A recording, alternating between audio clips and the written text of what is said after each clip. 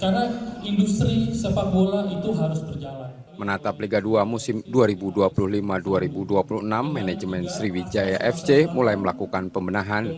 Berkaca dari musim sebelumnya, ada beberapa aspek yang perlu diperbaiki sebelum kompetisi kembali bergulir.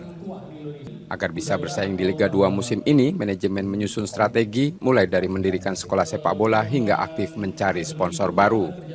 Sponsor menjadi faktor krusial dalam mendukung skuad Laskar Wongkito, terutama dari sisi finansial. Karena itu, manajemen kini tengah mencari formula agar kerjasama dengan sponsor dapat saling menguntungkan.